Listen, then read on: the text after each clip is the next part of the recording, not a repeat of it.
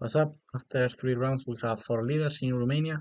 Batier Lagraf, Keymer, who faced in this round, Prague and Manforest. A part of the game who faced the leaders, this was my favorite game of the round between Keymer and Batier Lagraf, so I need to analyze. Okay, Keymer opened with e4. He's a player of knight f3, c4, d4. He prefers this type of moves. He's not a e4 player, and he said after the game that this was his first knight off, and against the best knight off player of the world, so has so much merit. Okay, e4, but he always responds with c5, and his knight off defense, maybe the best Sicilian. a6, here Keymer goes for the English attack with f3. Some lines can be the same like bishop e3, but okay, have some differences. For example, with bishop e3, here black have this move of knight g4. But okay, always you can return and play f3. But with the lines with e6, here white have other ideas without f3. For example, g4 here, this pawn sacrifice, you have bishop e2 followed by f4. There, there can be some differences, but okay, for the line that MVL plays, it's the same. f3 and e5, knight b3. Here with bishop e7 can be another differences with the pawn on f3 or the bishop e3 first. But okay, with what Batser plays is the same. Play f3 or bishop e3 first, bishop e6, bishop e3. And 2 days ago I analyzed another game of Batser Lagraf where he beat Firuza with the move h5. The idea of play h5 first is develop the bishop to g7 with g6 and bishop g7. But okay, for this game he decided to play bishop e7, who is the other main move, queen d2 and h5. Like I say in the other video of the Sicilian of Batier Lagraf, h5. The idea of h5 is avoid the white attack with d4. The classical moves are, for example, knight d7, sword castle. Sorry, I prefer sword castle first. Sword castle, long castle, knight d7, d4, d5. Sorry, b5, g5, b4. They are or knight h5 here is the other option. They are the old lines, but nowadays the majority of the top players are employing h5 with the idea of stop g4. Okay, here two white main moves are long castle or just play knight d5, which is the typical response against h5. But Keymer plays the intelligent move bishop e2 without show his card. Now white can go sword castle, white can go long castle, and white for the moment is not showing where he's going to go his king. He is still having the option of 95. So bishop e2 is an interesting move without show the cards. Knight b7, the normal move, and now knight d5 by Keymer. It's the typical react against h5. You cannot attack in the queenside, you cannot make a normal kingside attack, with g4, h4, so you should play knight d5. It's a very typical move in the knight off. Bishop takes, it takes, queen c7. And now again, white is still not showing his cards, and now white can go long castle or go sword castle. a5 is a very typical react against c4. It's so thematical that after c4, black responds with a5. This is not a concrete move, so in the opening that you should memorize by heart, but it's a typical theme it's not only for this position, in this type of position in the knight after c4, a5 is very typical. Here, if a4 by white, now h4 is very good, winning more space in the kingside. That's why blacks, for the moment, keep the king on e8. Maybe later he can go sword castle, but by now he keep the king on e8 because the rook is more or less fine on h8, helping the h5 pawn, and the king is more or less safe on f8. So sometimes with black you should go sword castle, but sometimes the king on f8 or on e8 is more or less safe. Here, the sword castle is bad because now black have a4 and knight c1 and bishop d8. The idea of bishop d8 is play queen c8, bishop c6, bishop b6, or queen a5, bishop b6, and trying to trade the dark square bishop because this is the worst piece of black position. This dark bishop, and this bishop is very good. So if you manage to trade dark square bishops, black have zero problems in the position. So that's why black is threatening a4 now. So that's why Keymer play this side line with rook d1. There are only 8 games in this position. The idea of rook e8 is after a4 have the a1 square for the knight to make this route. Again, it's very typical when in the knight of black plays a5 followed by a4, play this route with the knight going to b5, because always in the Sicilian, if black plays a5, the a5 square, sorry, the b5 square is free. So you should have in your mind this response. If you play this type of position in the knight of with weight, always that black plays a5, think about the route of the knight, knight a1, knight c2, knight b3, knight b5, knight a3, knight b5, and placing the knight very, very well on b5, who cannot be a8 because the light square bishop of black is over the board, out of the board, sorry. The pawn is on e4 and the c pawn doesn't stick, so the knight on b5 is going to be a beast. So that's the idea of Keymer playing rook d1. Instead of a4, of course, who have no so much sense, because now the knight is going to e1. He play h4 first, Sol Castle. And now I don't like the move by Bachelard playing Sol Castle. Because if you play h4 in the previous move and later play Sol Castle, I don't really like, because the rook is on h8 in good place, helping the h pawn in an open file, and you are placing the rook in a closed file, which is the file. So I prefer to keep the rook on h8, not so the card of the Sol Castle, and play first a4. Okay, the knight goes to a1, ready to make the route of c2, a3, but here black have this interesting plan, bishop d8, okay, knight c2, and now queen e5. The idea is trade the queens, and later play bishop b6, trading the dark square bishops. This was my favorite plan here. I don't like Sol Castle. I prefer the rook on h8. Here, a1 was a good move by Keymer, avoiding a4. So for example, b6 is very typical to after c4 play a5 and a4 is so common to play. Sorry, here b6 is so common defending the a5 pawn and blockading c5. Sorry, bishop g5 attacking the h4 pawn, rook e8. But that's why I don't like Sol Castle by black, because the h4 pawn is so weak. But after rook e8, bishop h4, and knight h5, black have good counterplay for the pawn, because the h2 bishop is very bad, the queen side is blockaded. Okay, black have playing the center is going to trade maybe this bishop, the knight is coming to f4, so I think that black have good counterplay here for the pawn. Okay, instead of a4, white plays rook e1, and now Bachelard plays knight h5, trying to play knight f4. Again, a4 is another interesting idea, knight a1, and the same idea with bishop d8. But now instead of queen a5, okay, it's playable, but queen c8 was very interesting too. Threatening bishop b6, trading the bishops, and the other idea is knight h5 to play knight f4. Knight h5 played by Bachelard. Now very good move by Keymer, knight c1. Okay, I said some minutes ago that the knight should go to a1, c2, a3, but here with the knight going to f4, we need the white knight to defend the other knight. Here bishop d3 is another normal move, but okay, I prefer bishop c1. Sorry, knight c1. Now the knight can go over to d3 or playing bishop d3 and then knight e2. f5, good move by black, taking space in the king side. And white have, after the trade 95, I'm going to return some moves. After this trade, now the pawn structure changed, and now black have a pawn majority in the king side, and white have a pawn majority in the queen side. So normally, when you have a pawn majority, you should advance it. In the majority of the positions, sometimes you need to make a minor attack, like in the Carlsbad, for example, with a4 before, but in this position, you should advance your pawn majority. b3, b6. I don't really like b6. I think that it's a very slow move. I think rook e8 is a faster move. Just placing better the rook instead of move a. Okay, b6 is useful in this type of positions, but I think that rook e8 is faster.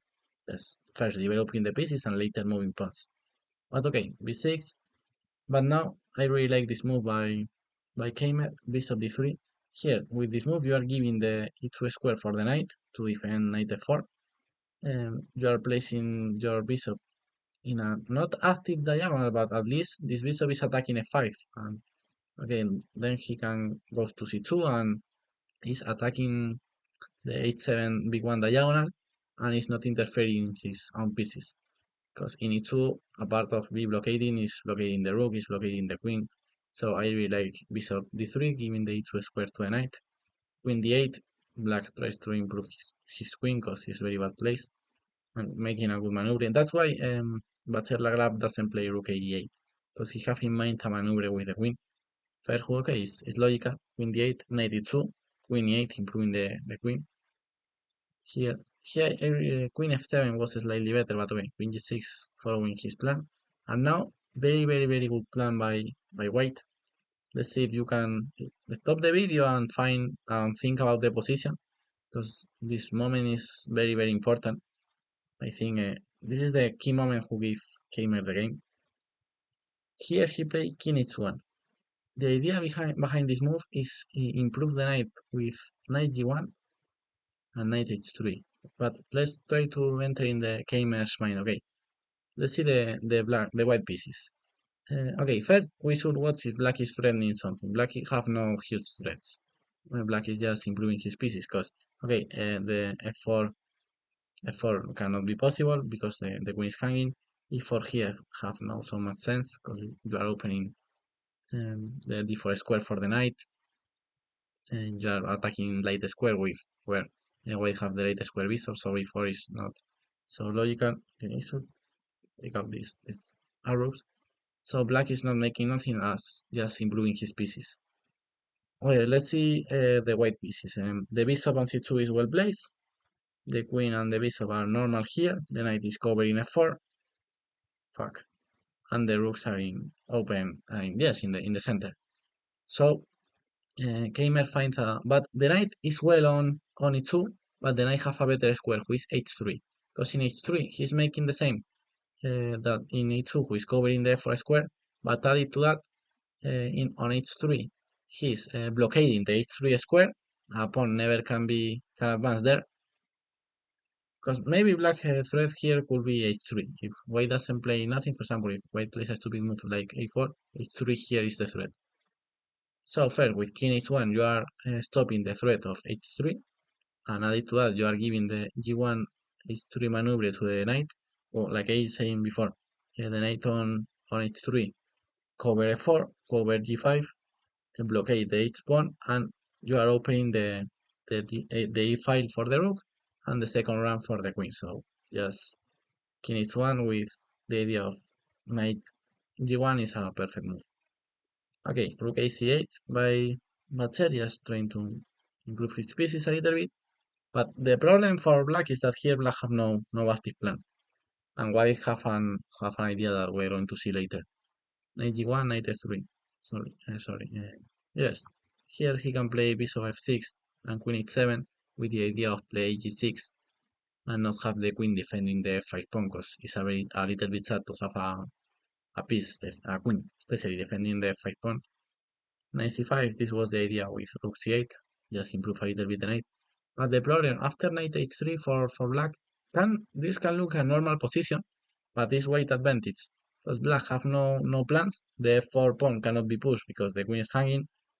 For example, if you move the queen first and then f4, this have no sense because you are opening all the light squares and later I don't know what you're going to do with black. e4 have no sense too because this pawn is hanging all the time and black have no active plan. And if black just try to still improving a little bit his pieces, we're going to see that white have a very good plan here with a3.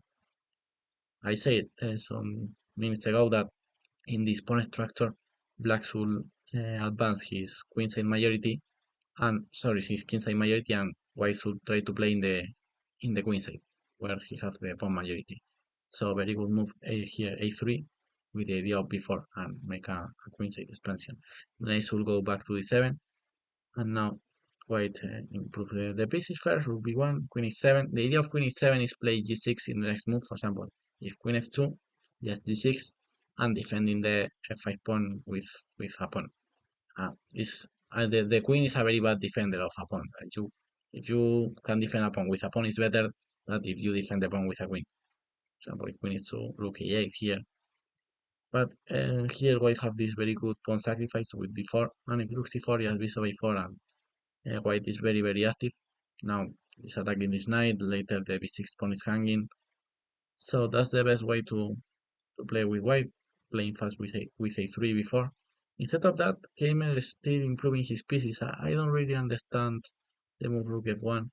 Yes, I just don't understand so good this move. Maybe he's playing against a possible e4. He's waiting that after e4, the f1 rook have an open file. Here I really like queen h7 with the plan of g6 and defend the f5 pawn with another pawn to free the queen. Instead of that, he played rook e8. Again, a3 was the best move. Rook d1. Okay, he improved a little bit the rooks. He thinks that he improved the rook, I don't know. And finally, Graf understand that he should play queen h7 to play g6 and defend the pawn. a3, and finally Keymer understand that he should advance his queenside pawns. And here, okay, he made a normal move, but this move doesn't work. He played a4, trying to play active with knight b3. The idea is very logical because he's watching that white is coming with b4, and white is going to take many space, and he's going to be worse. But okay, he should just play g6 and accept that he has a worse position. But okay, at least he's attacking the c4 pawn, so he has some counterplay. For example, bishop a4, rook c4. But g6 and playing in a solid way is the best option for black. He made the normal move a4, trying to make counterplay, but this move doesn't work. b4, knight b3, that's the idea of a4. It's entering resource, but here white have a very good refutation, which is queen d3, attacking the knight, and especially attacking on f5. Only move is like e4, and now after take, and queen e2, and white is completely winning because all the light squares are open. The e3 bishop is very good. The c2 bishop is very good. This f5 is open for the rook. This knight is very good place on f3. But it's very interesting because he played first. He played there the queen e2, but it's very interesting to play queen d3, forcing black to play e4, opening the game and opening the position for the white bishops. Okay, queen e2. Here white is still better, but it's not so clear. Bishop d8, good move. Rook b8 is another possibility. Then 6, defending the pawn, and just giving the pawn. But okay, bishop d8 is a good move. Here, finally, Keymer understand that he should play queen d3 and force c4. Okay, he made it in 2 tempos, but finally, okay, at least he understands the position. The problem is that here, with the bishop on d8, queen d3 is not so strong, because here black has this move. Rook f8, defending the pawn. Of course, white can take the knight, and white is better, of course, there are no doubts. But okay, at least white lost the right square bishop, and black is still in the game, because the pawn that black lost is the a pawn. It's not like you lost a central pawn. Black lost the a pawn. Okay, white is better, he have an extra pawn, but okay, they are still in game. The problem of e4 is that, okay, you are not losing a pawn, but after takes, and queen e2, black position is completely hopeless, because the a4 pawn is going to fall one day. This knight have no squares. Like I say, the f5 is open for the rook, but the principal problem is the light square. Yes, the light squares that are so open. You see that this is a square. Black have many pieces in light squares. Black have all his pieces except the dark square bishop in light squares. So this bishop one day is going to be very, very strong. That's why Graf, instead of pawn take, he tried to take with the rook, but this doesn't work. White is winning anyway. He played bishop g1, who is winning, of course, trying to trade the e4 rook and opening the light squares. But c5 here was very strong, because if white takes with the b pawn here, queen a4, very, very annoying move. Black have no good squares to go with the rook. So this idea of c5, queen e6 was very hard. And if d takes, just d6. But okay, bishop d1 is completely winning too. After rook here, just rook take, queen b5, queen is taking on e4, taking, entering on d7, just take the rook. And of course, he's threatening the rook after take, and bishop e3, placing all the pieces good. Bishop f6, take the pawn, and rook f6, nice tactic. Because if you take with the queen, queen e8, and if you take with the knight, bishop d4. So very good game by Keymer, who takes the solo lead in the tournament and beats the best player in the Najdorf opening in his first Najdorf game. So yes, 2 days ago, Bastian Lagrave won a very good game that you have in analyzing the channel against Firuza in the Najdorf system, but in this time Keymer was better than him. So after 4 rounds, Keymer is in the top. So let's see how continue the tournaments. Bye bye.